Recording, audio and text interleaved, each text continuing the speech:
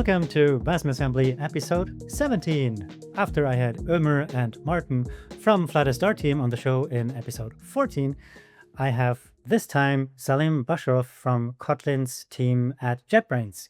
Both teams, among other platforms, also target the web by compiling Dart or Kotlin to WebAssembly. So with that, welcome Zalim. I'm super excited to have you on the show today. Do you want to just very quickly introduce who you are, what you do? Hi, Thomas. Hi, everyone. Thank you for having me. So about me, it's a good question. I'd start this way. For folks in Kotlin community, I probably recognizable as WebAssembly guy. On our side, for WebAssembly community, most likely I'm Kotlin person or someone quite often talking, asking here and there about Wasm GC and exception handling support. That's me. Jokes aside, I'm working on Kotlin project for at JetBrains for quite a while. I think way before 1.0, even before when language become default on Android, for example. Last 6-ish years, I'm leading Kotlin Wasm initiative inside Kotlin project. It's like about everything actually related to Kotlin and WebAssembly. First of all, from to chain side, compiling Kotlin to WebAssembly, but it's not limited by this. But for myself, I think I'm responsible for whole user experiences, inside IDE, debug experience, inside browser, inside IDE, everything. Of course, it's not done everything is done only by me. There's a team behind all of this works, and I highly grateful to the team. So you joined JetBrains in 2012, I think, according to your LinkedIn. And back then you were living in St. Petersburg still. Kotlin is named after an island somewhere in Russia, I think, just like Java, which is kind of nice. We will talk about the JVM a little bit later. But now I think you live in Amsterdam for some years now. Yeah, that's correct. I moved with my family almost 5 years ago to Netherlands, and we quite enjoy being here. Hmm. So talking about Kotlin first, so Java, C++, JavaScript, PHP, all those languages are languages that as a computer science student, typically at some point in your career, you write a hello world in. Kotlin is a little bit more niche. Maybe some like the younger folks will more likely have touched it. But like for me, like I finished my studies, I guess, before Kotlin even existed. Looking at some recent Stack Overflow survey data, it's the 15th most popular technology.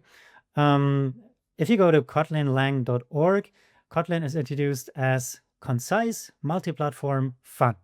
So I'm intrigued by this. Can you just very briefly, for someone who doesn't know what Kotlin is, explain what is concise, what is multi-platform, and what is fun about Kotlin? Yeah, thank you for the question. So speaking about niche, I think it's quite big niche already. I'm not sure if it's already niche. Anyway, yeah, about concise, multi-platform fun thing.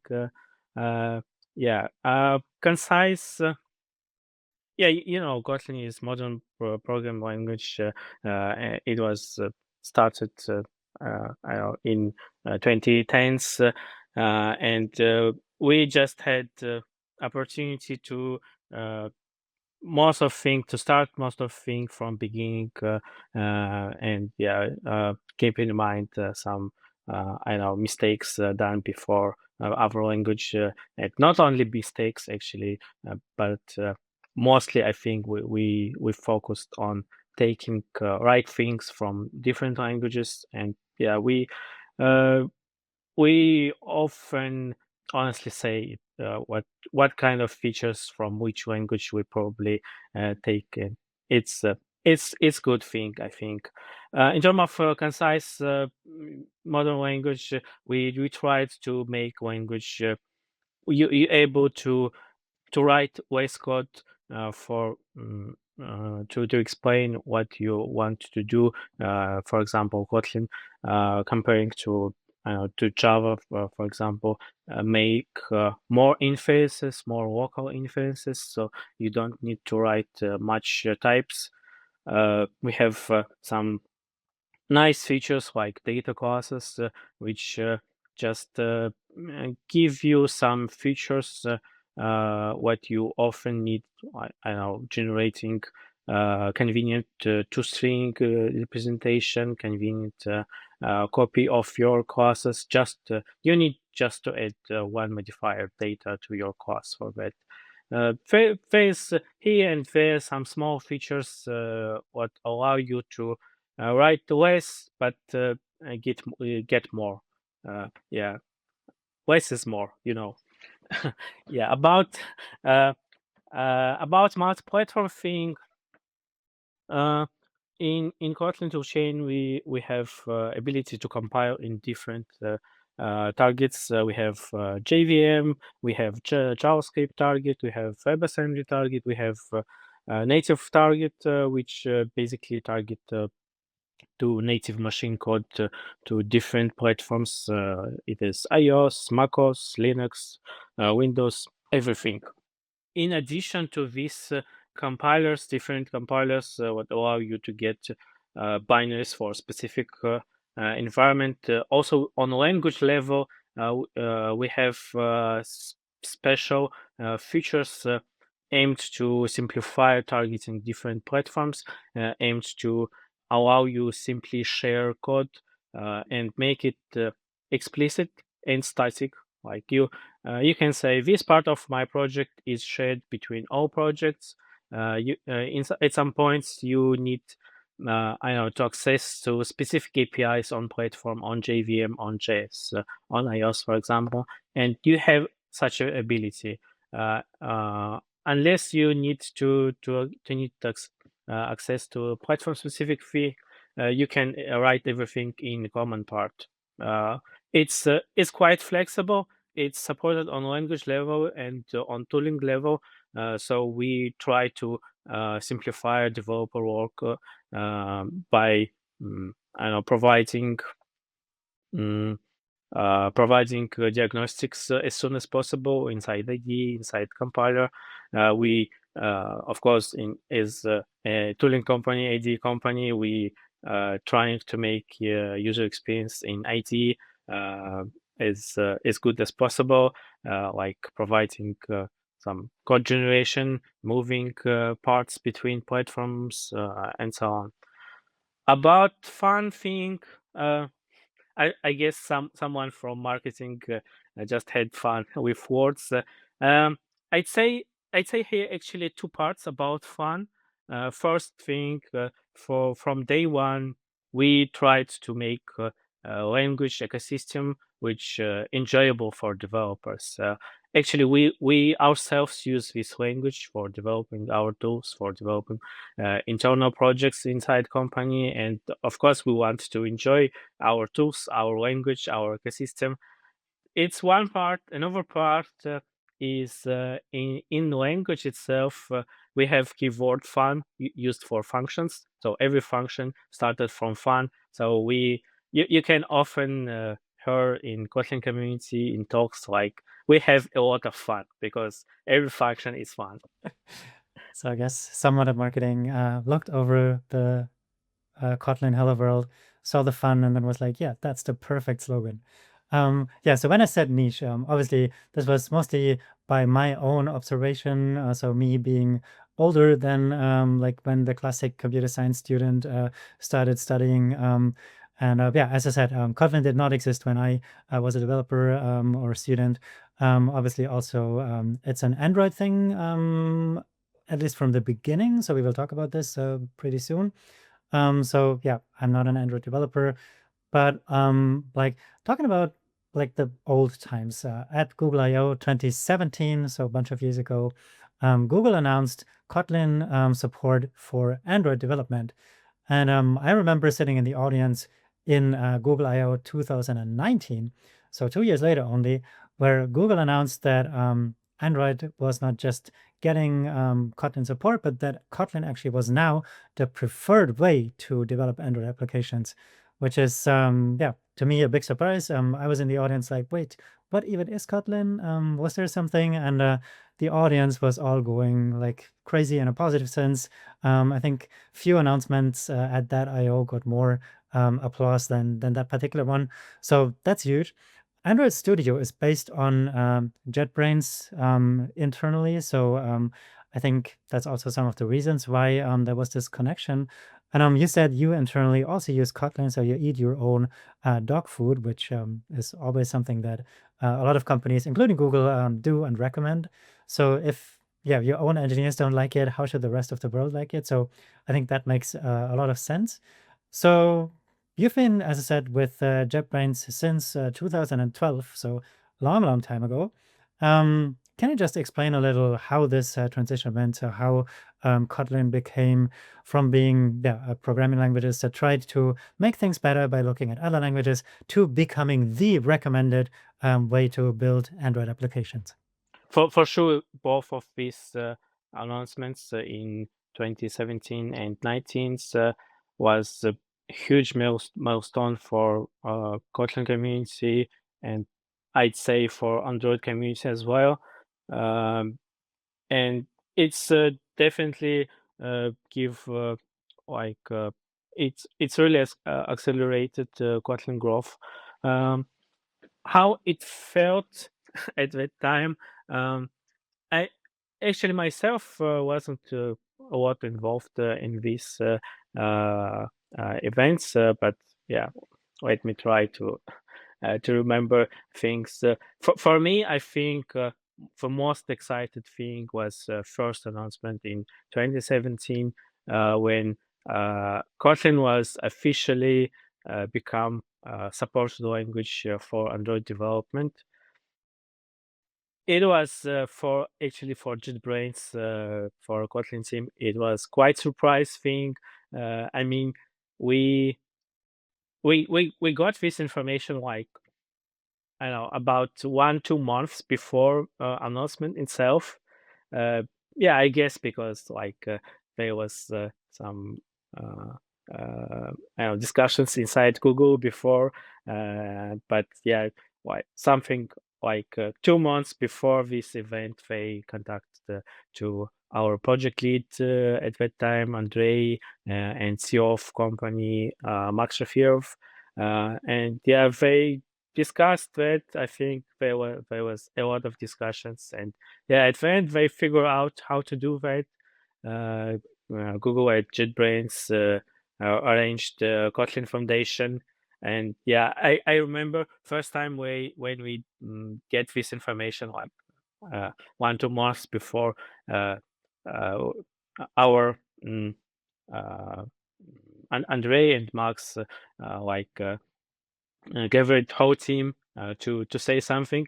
No one uh, have any idea what's going on, and yeah, they shared about that situation. What there's some discussions around it. It's not finalized yet, and it should be like we shouldn't share it outside the project Kotlin team itself, even inside JetBrains.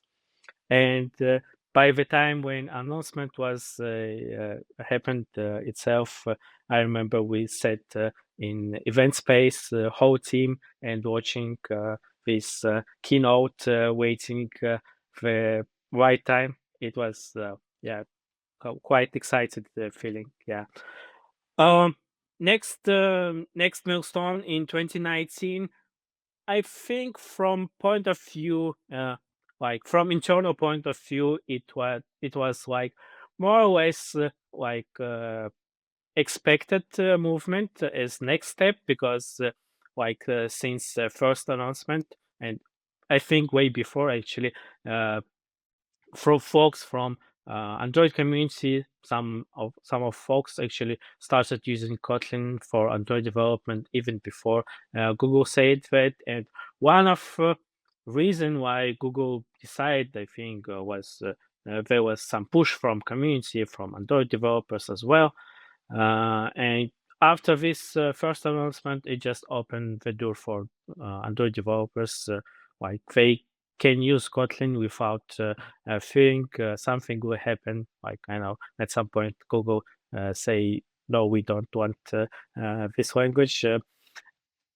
Yeah, I think in 2019, at the same time, around this same time, Google folks, Android team, started working on Compose, Jetpack Compose UI framework, which of course use Kotlin.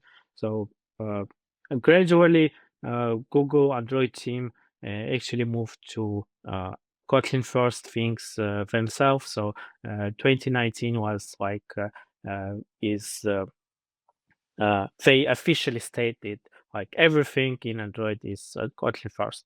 Yeah, That's fascinating. Must have been a great moment for the team to, yeah, be in that tech room and be in the virtual audience of the event and be like, yes, that's my language. That's what I build every day. So very cool. So Kotlin mainly targets the JVM, but it also compiles to JavaScript. So there's Kotlin/JavaScript. So for example, you can build front-end applications using React with Kotlin if you want to. You can compile to native code via LLVM.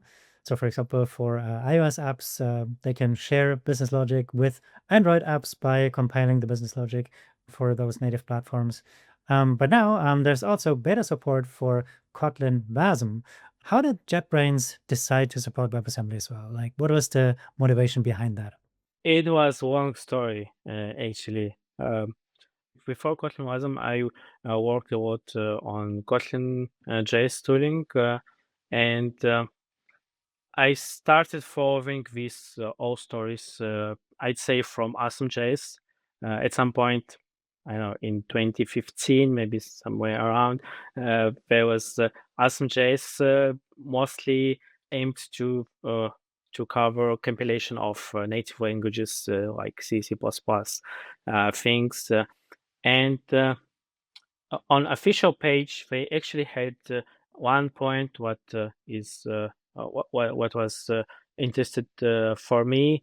What at some point maybe we add some GC support for managed languages, and yeah, I followed what's happening around Asm.js.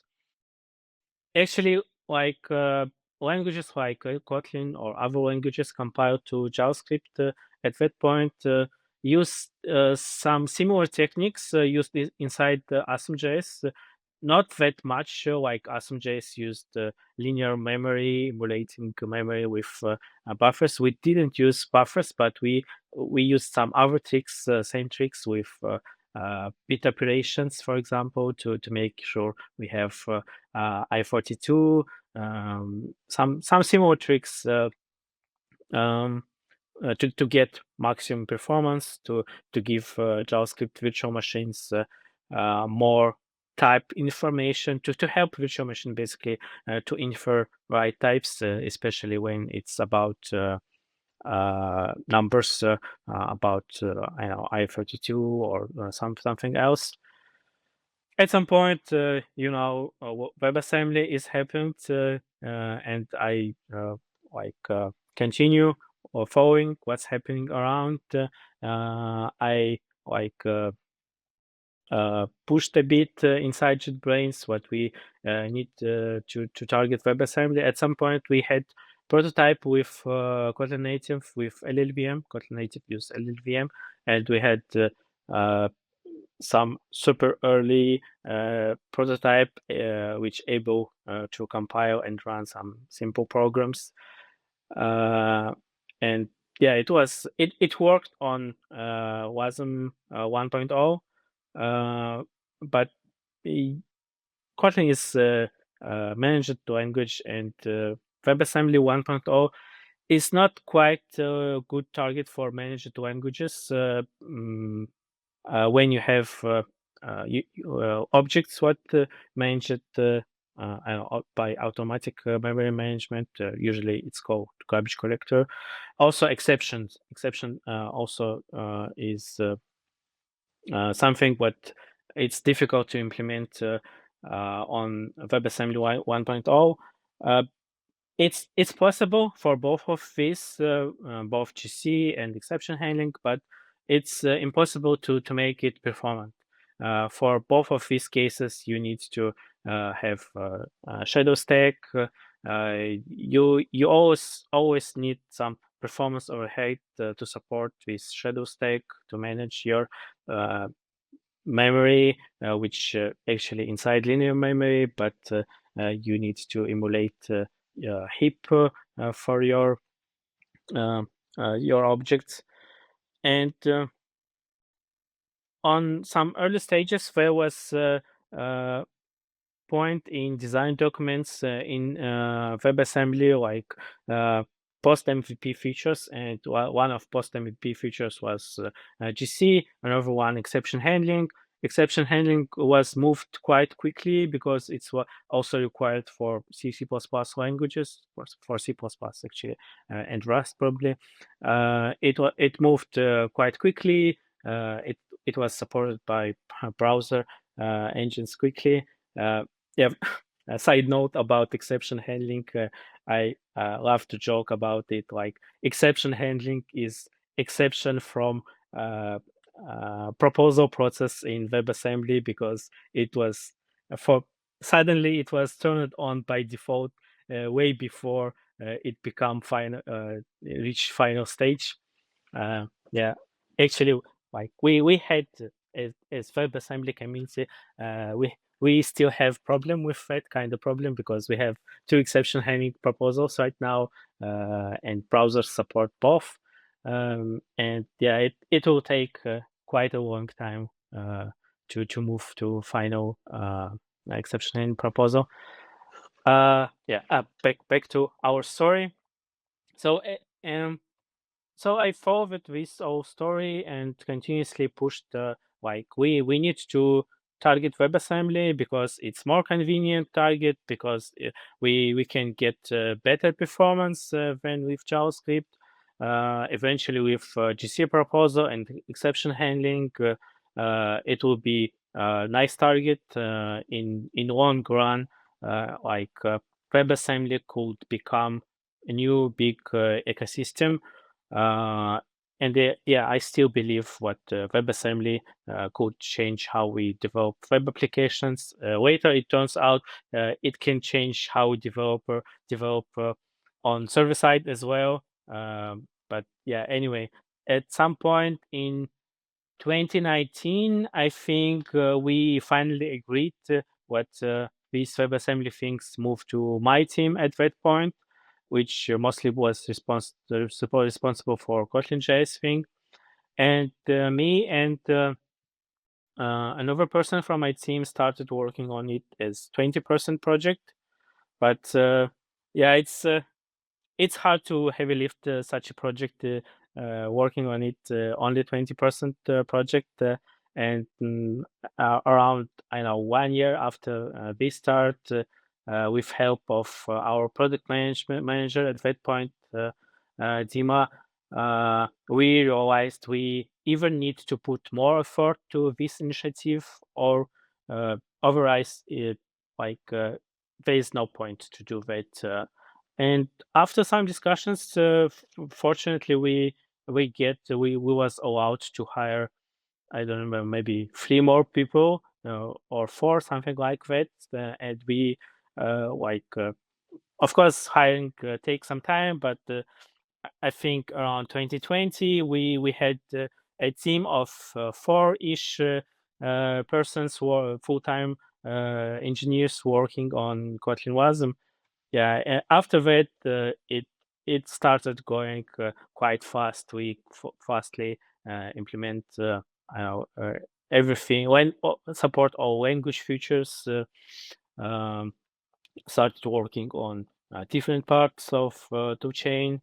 Um, Somewhere in parallel, actually, in 2020, WebAssembly community with big support from Google side, especially with folks from Mozilla. We started actively working on GC proposal. There was a lot of discussions around GC proposal. We had, I know, 2 or 3 different computing options how it should be implemented. And first, 2 years, probably something years, we spent a lot of time on discussions, on prototyping, changing here and there. But finally, after I think 4 years of development, GC proposal was finalized, and so far for today, it's supported by all major browsers, and on by default everywhere. Yeah, that's fascinating. There's a lot of things that you touched upon, like the two implementations of exception handling. I guess you supported both at one point, Yeah. because it was just state of the art back then. Then you chose to implement only the final one, which of course makes sense. You touched upon garbage collection as one of the core things from the very early days on when you realized, wait, Kotlin is a garbage collected language. It's a managed language. The way Wasm 1.0 works is not really gonna kill it for us. So I really love how this drove eventually the proposal and made the garbage collection proposal a reality as it is today. So just going one step back, so from a strategic angle, for JetBrains, after being the Android language, of course, WebAssembly then, as I said, was a great way to also become one of the languages of the web and one of the languages of the server. We can talk about this a little later. But for now, I just want to very briefly talk about web and essentially how people build with Kotlin for the web. So you could, for a very long time before Wasm came around, you could compile Kotlin to JavaScript. So there was Kotlin JavaScript, and you could share business logic that was then on the web compiled to JavaScript. For DOM access, there's a library, Kotlin X browser, that sort of just feels like a re-implementation of the DOM APIs, but in Kotlin. So if you come from the JavaScript side, it feels very convenient and very normal and regular.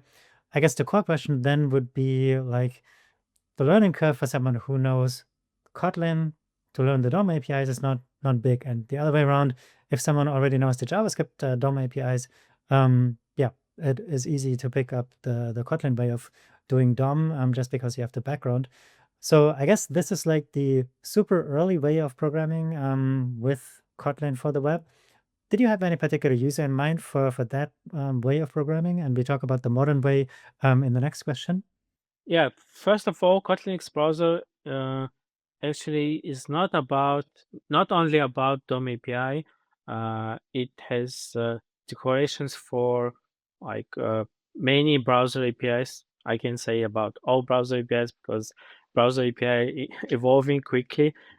It's hard to to keep it up to date. But anyway, it's really about browser APIs, not limited by DOM APIs. But of course, a big part of this API surface related to DOM API. You should think about this library not like a re-implementation of all these things, but it's quite lightweight library aimed to just provide the same API available inside browsers. It's somehow similar to the declarations in TypeScript, details files, or H files with just declarations in C++ world. So we have same thing. We call it external declarations, and this library mostly contain external declarations. Use cases. First of all, use cases is get access to different browser APIs independently how you build your UI. Anyway, you need to access Fetch API, for example. To GPU, maybe something else, notifications, space. A lot of useful APIs inside browsers nowadays, making possible to build almost any application you need. Rarely you miss some API what's not available on browsers, what you need to build desktop applications. Actually, like many things you need for usual desktop applications is available as browser APIs. For DOM things, it's quite useful, still quite useful. Sometimes folks need to build lightweight UI, and using DOM nodes in this case is right choice. Uh, it has better integration with browser. When you use DOM API, you have better accessibility, you have better integration with browser plugins, for example. In terms of memory consumption, maybe it's a bit better using DOM API. Yeah, it's more about building lightweight UI, but on our side, you need to put more effort. You need to write more code. You need to manage your DOM nodes. So it's like it's always is trade-offs. You give you get something, but you pay something for that. Hmm. Which brings us then to the maybe more convenient way of building graphical user interfaces, which is Kotlin Multiplatform. So for Android, I think there's the product called Compose, where you essentially describe how your user interface should look like, and then you have the Android views and so on. And Kotlin Multiplatform is like the promise to bring the exact same convenience over also to Kotlin Wasm, where you can build web applications with Kotlin that use Kotlin Multiplatform as the single code base, where you just target multiple platforms like Windows, like Linux, the web, obviously, Android, iOS, all with the same code base, all with the same UI code as well that you create in Compose Multiplatform. And I think internally it's based on Jetpack Compose. It then uses a Kotlin compiler plugin to transform those composable functions into UI elements. How does it work? Like all those different platforms, iOS, Windows, Linux, web, all of them have different graphics primitives. But like, how does it work? How does it achieve this? Is there any limitations that you need to live with? Before we uh, go deep inside Compose Multiplatform, actually, we have two parts here: Kotlin Multiplatform and Compose Multiplatform. It's different parts. You can think about it how different layers. So we have Kotlin Multiplatform. It's super core things. We have some support about multi-platform on language level. We have special support on tooling level. And at this point, when we speak about Kotlin multi-platform, it about sharing any code, not only about UI. You can share any code. At this point, some of users actually decide not to share UI code, but share only business logic.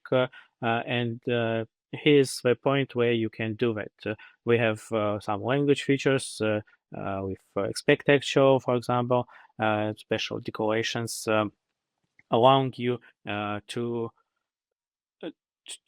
draw border between where is common parts, where is platform parts, and you as developer decide when you can write everything, most of thing in a common part. When you need something specific for your platform, you can do this in platform parts of your project. And Compose multi-platform, yes, you're correct, is built basically on top of Jetpack Compose, which originally was developed for Android. It is a modern UI framework where you describe your UI in a decorative way. It's it's somehow close how it's done in React, in Angular, in modern UI frameworks. All of them trying to give you a decorative way to describe your UI. And under hood Compose trying. You can think about it like a huge state machine. So it's trying to understand your dependencies, data dependencies, UI dependencies, and when something in your state is changed, this framework on the hood trying to minimize amount of work what should be done to update your UI. At some point, folks at JetBrains decided to commonize this Jetpack Compose and ported it to different platforms, to desktop platforms, to iOS, to web. So it allows you to write your UI code once and basically getting more or less pixel perfect UI, same UI on different platforms with the same code base. On technical point of view, how it works on the lowest level, you asked about graphics things. I think more or less on all platforms, it rely on Skia. It could be like a bit different Skia, but yeah, on Android, at some point, graphic things is done with Skia. For desktop, it's on Compose multi-platform side. We actually have a library called Skika. It's a Kotlinized API on top of Skia. So inside Compose multi-platform, we use this Skika library. So for all platforms, actually, yeah, for desktop, for iOS, for web. For web, it's a bit funny, probably, like because we bring our Skia library, and at some level inside browser they actually also use Skia, but it's hidden behind the browser API, so we don't have direct access to this Skia, unfortunately. And yeah, we have at higher level, on user level, our version of Skia, which draw on top of Canvas or on top of WebGL Canvas. Yeah, that's how it works on lowest level, on graphic level. After that, there's different level of abstractions inside the composable platform, aimed to make it flexible, make it easy to change some parts. So taking a step back, like if we recall, there was a language that had this write once, run anywhere kind of promise, Java, obviously. And for Java applications that had graphical user interfaces, you would, I think in the early days, use something called AWT, Abstract Windowing Toolkit, something. And it was exactly not what you said. It was not pixel perfect. It always had this local flavor. So a Windows button would look like a Windows button. A Linux button would have a smell of Linux and so on. And then I think later on they developed Swing, which sort of was like an abstraction layer on top of the abstract like window toolkit idea, where at least everything would look the same. So you got something that looked and felt exactly the same on all platforms. But conceptually, if you created a button in your code, you still got a button at the like operating system level. But what you were saying is that on all the platforms now, you essentially paint pixels on a canvas. So there's an Android kind of canvas, there's the Windows canvas, Linux canvas. On web, we actually have a canvas element and so on. So you sort of skip this representation of the operating system, of something being a button, something being whatever, a text field. You just jump straight into pixels. Is that a correct interpretation of what you were saying? Yeah, that's correct. Yeah, comparing to old UI frameworks we had in Java or in other fields, actually, I think biggest difference from user point of view. Yeah, when I say user, often I mean developers. So yeah, from developers' point of view, main difference is declarative versus imperative. Old frameworks mostly imperative, and modern ones trying to be declarative because it simplify. It's highly simplify work of developers who build with UIs.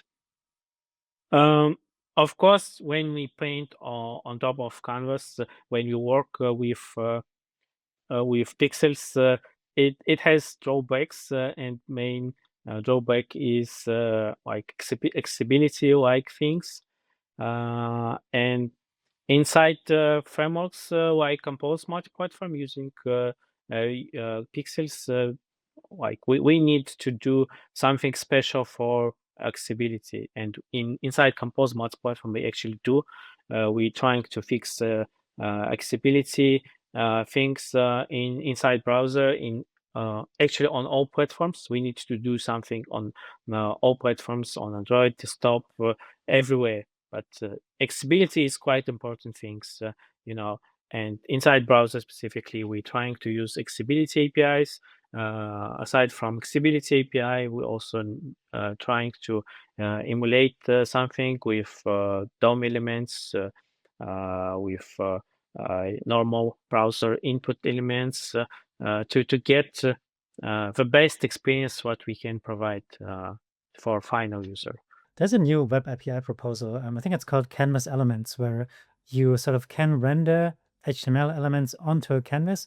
So if you are able to translate your Kotlin kind of concept of a button to something that would translate into the web API's concept of a button, this would likely be an API that would help you a lot, because then you get all the browser machinery that it already has in place for implementing, I don't know, accessibility behavior of buttons, of all the native HTML elements, essentially for free, I think.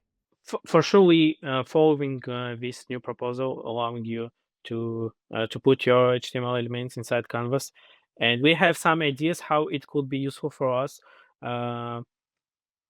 about like mapping our Compose components directly to similar components. It's a tricky question because like for some specific elements like button, we probably can do that. There could be questions around how stylize them, and Compose provide to developers quite flexible API, so they can like customize everything highly. So I guess not everything could be mapped directly. So at some point, maybe quite often, we need to map everything to Canvas, because I know in general, Compose developer can draw, I know, some tricky shape button with tricky shape, and we need to support everything possible in terms of Compose API. But anyway, having DOM elements right inside Canvas can simplify some accessibility related things, I believe. Also, we have another case when we need to actually embedded some real DOM part inside Canvas, you know, like a piece of some site, or I know some component written in React, or so on. In these cases, definitely it will help us. So this is the first proposal that we talked about that is kind of new. In the past, you mentioned before, garbage collection was a super important proposal. Exception handling was an important proposal for Kotlin. But there's, of course, an ever-moving space of new proposals. Can you tell us a little more what new proposals you were excited about in the world of Kotlin Wasm? That's a great question. I'd actually divide these proposals in two groups. Like first group is about making WebAssembly first-class citizen inside browser. It's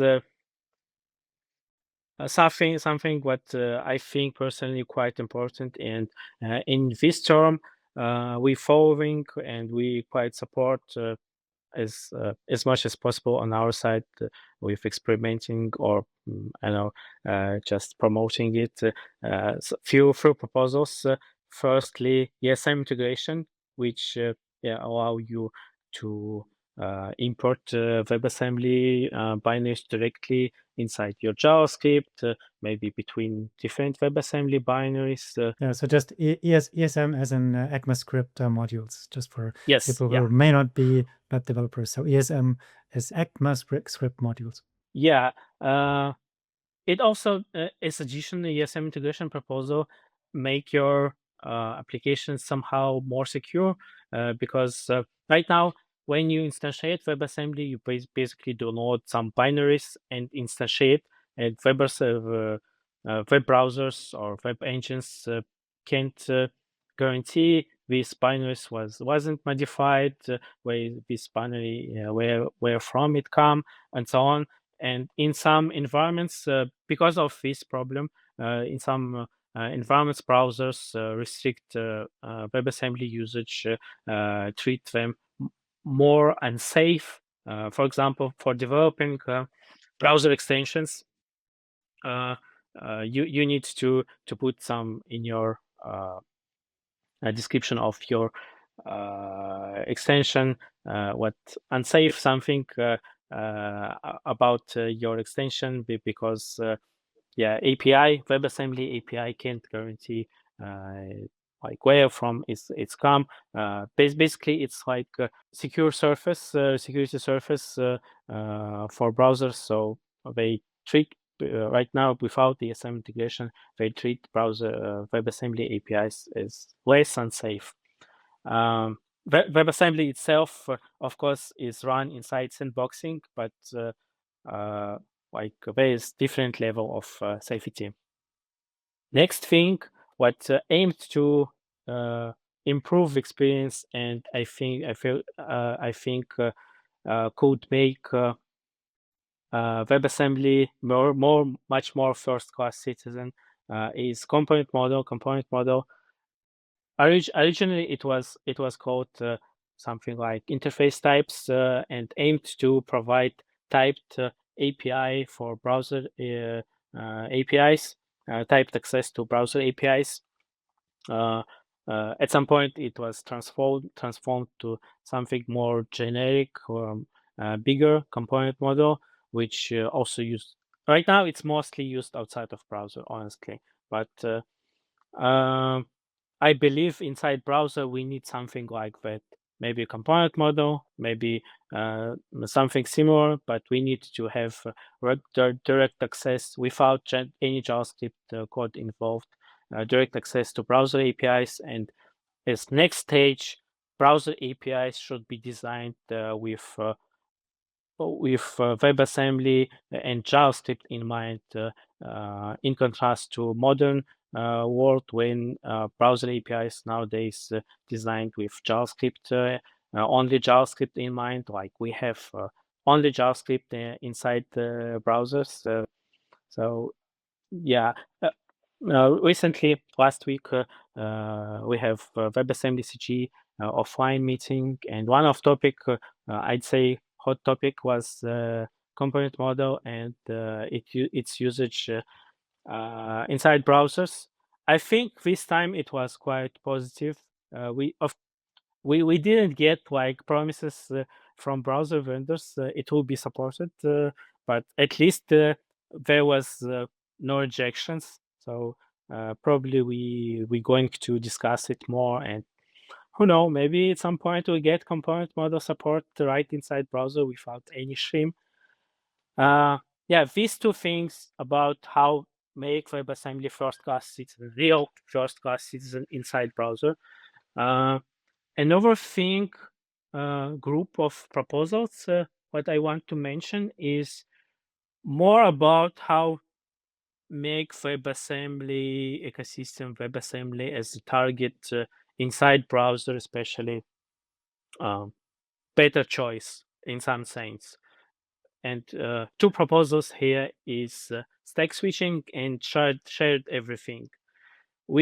I believe we've shared everything we can make developing browser applications more enjoyable, and we can move browser applications on next stage. Nowadays, we have a lot of browser applications, and with shared everything proposal, it will be possible to do much more things simpler. At some sense, I think we've shared everything with multi-threading, with true multi-threading. Web platform could become something similar to JVM without any compromises. You can use threads. You can offload some works outside your main worker, and yeah, I believe it could highly improve experience of final users. At least perceived performance will be better, less freezes in UI thread, which is at the end it will be benefit for final users, for every users around the world. About stack switching, why I think this quite useful. Two reasons actually. Stack switching, I believe it will help in terms of size.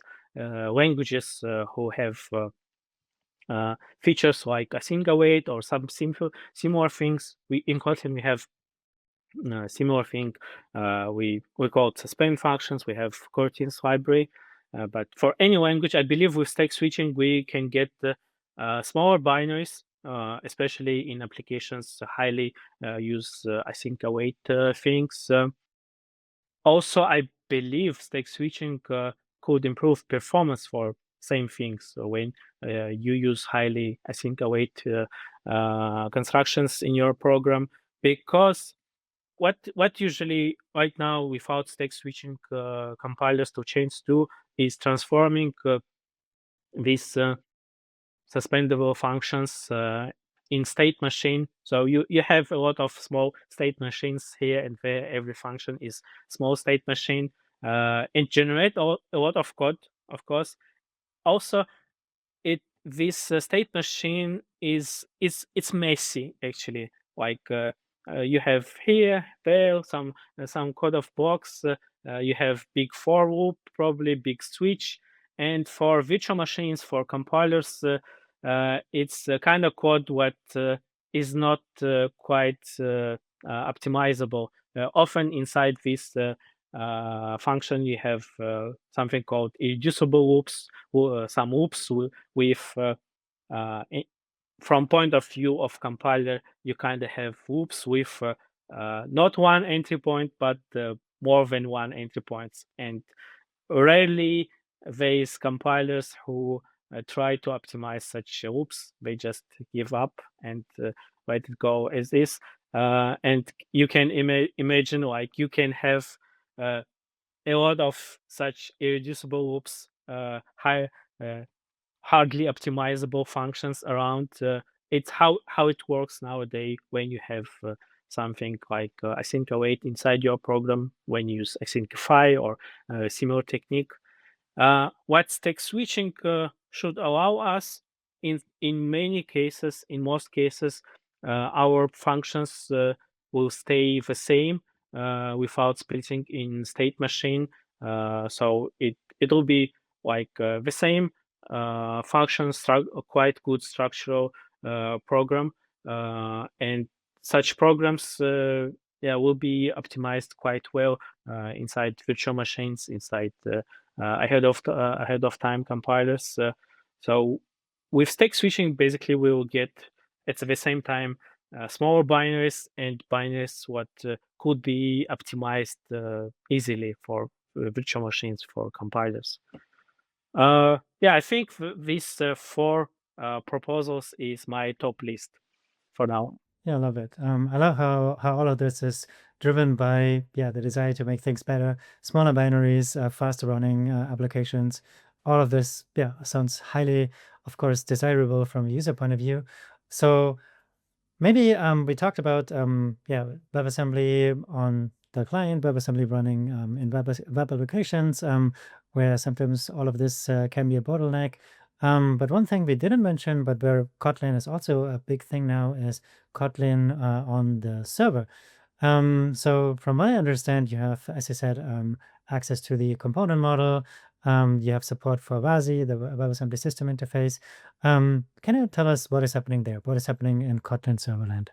Yeah, server side using outside of browser, and specifically on server side is one of thing what we considering for Kotlin Wasm. It's not that big, honestly, right now. We more focused on browser, but we still following what's happening outside of browser. Right now, for outside of browser usages, we support YC preview 1 or 0.1. Yeah, it's same thing. And we have early prototype with component model, which is basically requirement for next versions of YZ. Preview 2 and preview 3, I think, will come soonish. And yeah, outside of browser, it's uh, it's on our table, and we're going to put more effort on component model. We want to finalize some design of component model what we have and make it available from toolchain. At the beginning, it probably will be some kind of experimental, but yeah, we want to give it to users to allow them doing some cool stuffs on their side. Yeah, makes sense. Makes sense. So if after listening to this episode, someone wants to get their hands dirty, wants to get cracking with Kotlin, um, where would they start? Like, obviously, there's JetBrains IDE as a product, so very likely there's tooling support for Kotlin in JetBrains IDE. But like, what is the developer experience? What can developers expect? Of course, we have many ways to getting started with Kotlin Wasm. I'd say if you want to remember only one things, just remember one link, kotlin.in/wasm, and you can find everything there. But yeah, I can try to elaborate what kind of options we have. Uh, Simplest way to try something is our playground. We have play.kotlin.org, kotlinlang.org, where you can write inside browser, write some code, you can run it. Even there, we can have support for Compose Multiplatform, so you can run code snippet written for Compose Multiplatform and basically get some UI right inside browser, and of course it's powered by Kotlin Wasm. Next things is next thing is of course IDE. We have uh, support inside IDE. You can create your project inside IDE.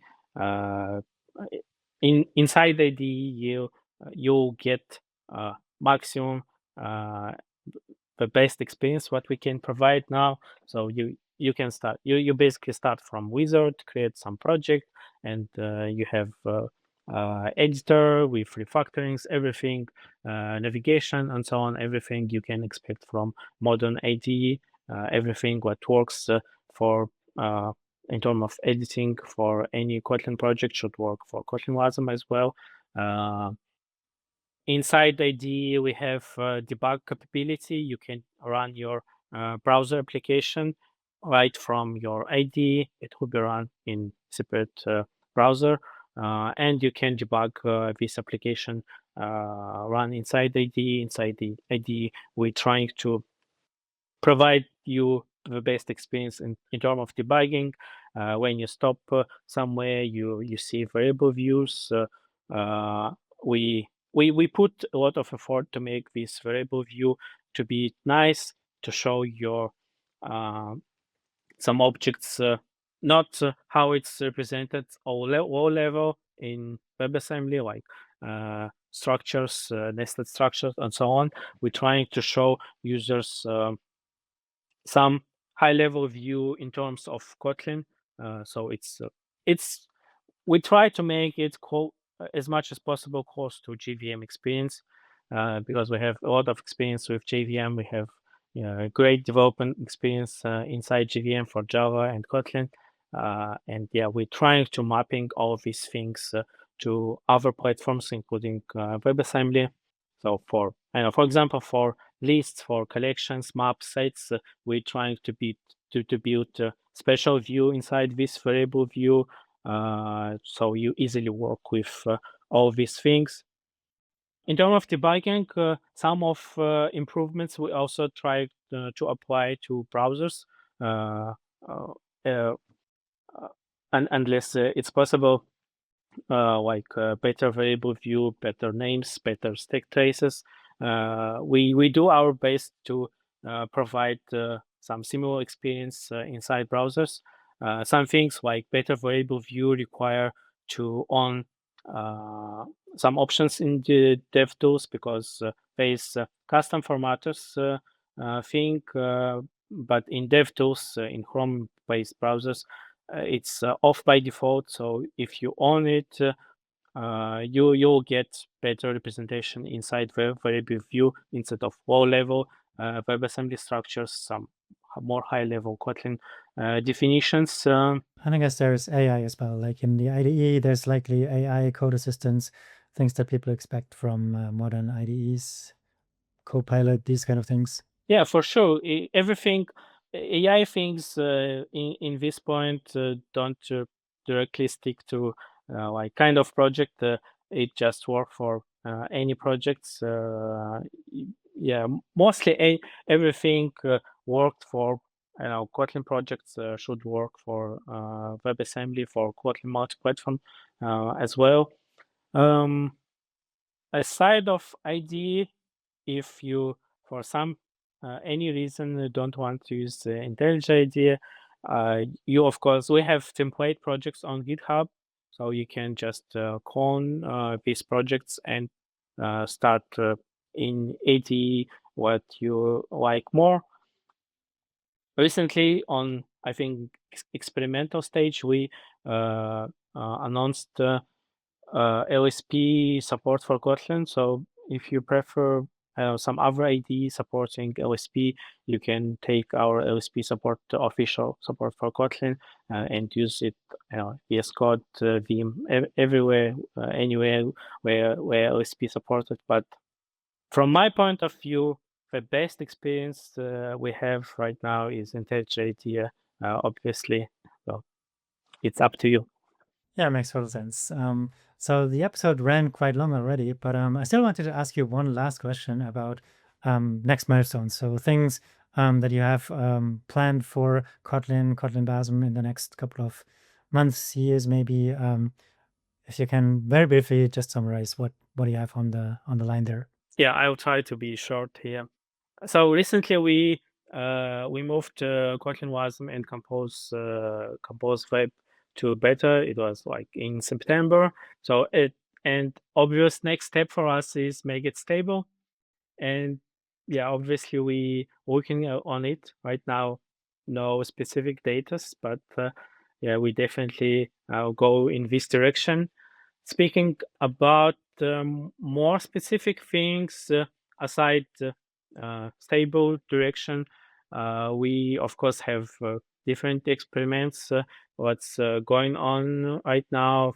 Firstly, around shared everything threads. Uh, we we prototyping on our side, on two chain side, this proposal, and yeah, we're trying like to understand how it's going on, how it work this proposal for Kotlin. We're trying to help for virtual machines, proposal offers to check, to verify some things on proposal. Next proposal, what we trying obviously is stack switching. We're also prototyping stack switching proposal, trying yeah to apply it to Kotlin, understand the limitations. At the end, I think both working on these both proposals is good thing for both Kotlin community and WebAssembly community. Another thing is component model. as I mentioned before, we want to reach a point when component model could be used from official toolchain, not something built from sources and so on, how we have right now prototype. So I think, yeah, stable, these three proposals is the main directions. Of course, developer experience, we uh, highly care about developer experience, and yeah, we continuously working on developer experience. Exciting, exciting. So I guess we should get you on the show again when Kotlin Wasm hits the stable milestone. But yeah, you said it's not exactly fixed yet when this is going to happen, but it is going to happen. So looking forward to this. So good luck. And yeah, from what you say, you're collaborating very closely with all the proposal authors. So I think that's also a promising recipe to success. So with that, we are at the end of the show, which always means the two questions, WASM, but not. My first question to you, Zalim, is when you instantiate streaming on any of your streaming devices, what is it that you currently watch or listen to? I'd say it's more the most tricky part of this podcast for me. So yeah, about streaming things, I'd say I don't watch much shows in streamings, but I listen a lot of podcasts. I think uh, obviously WasmAssembly is one of thing. I think it's right now it's only one focused on WebAssembly. At least it only one I listen regularly. There is of course some podcasts not focused on WebAssembly, but with WebAssembly episodes, which I love to listen anyway. Other podcasts, non non-WebAssembly ones. I love to listen Wall Street Journal, tech news, just to be in touch what's happening around in tech. I enjoy listening Y Combinator podcast. Uh, other other podcasts, Talking Kotlin, of course. There's Talking Kotlin podcast from JetBrains, from our developer advocates. Which is yeah another way to understand how Kotlin is used. It's yeah enjoyable. I recommend it. What else? Recently, I find out podcast from Igalia. Igalia, it's a company who contribute a lot to browsers and things around, and they have a podcast called Igalia Chats. Yeah, it's also one of podcasts I enjoy. Definitely a good one. Ran by Brian Cardell and Eric Meyer. I'm also a regular listener. Cool, thank you. If there's one thing that you could local get, as in something that you do, and then global set, as in something that you wish everyone else did, what would that be? And if you want, you can also turn around the question and make it the other way around.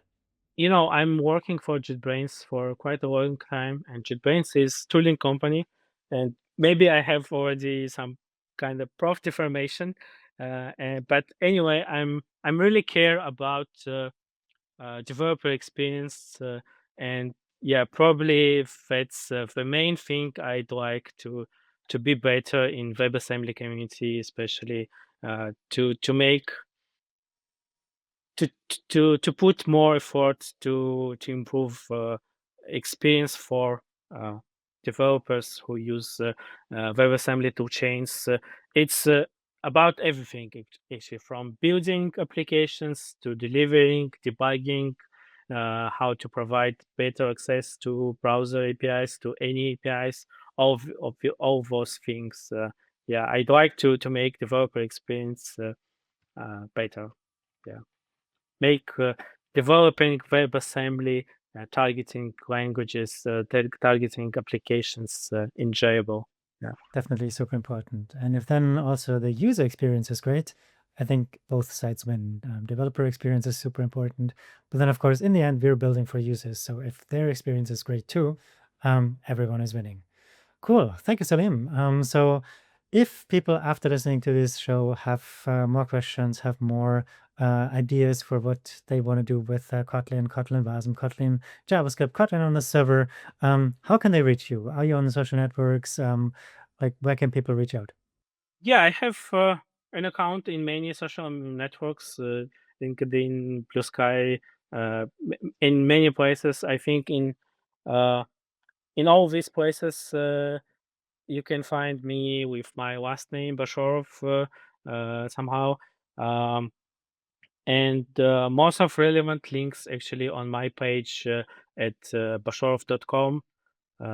So yeah, I probably going to bashorov.com is easiest way to find my relevant social links. Someone maybe prefer LinkedIn, another one prefer I know Mastodon. So I have everything, Great. but with different level of activities in these networks. But yeah, If someone sends you a message, you will react. yeah, That's great. Actually, I realized you seem to like short URLs because you managed to get yourself sal.im, so Zalim, yeah, which is cool. And also, before you mentioned very briefly kotl.in, which spells Kotlin. yeah. Really love those. And it was kotl.in/wasm, right? So the one Yes, URL yeah. that people should take away from this episode. And then sal.im. So one is in for Kotlin, and the other is im for Zalim, if you want to reach out. Cool. Or bashorov.com, obviously. Thank you very much, Salim. I learned a lot. I want to play with the playground, see some compose multi-platform code, and if I can get it up and running.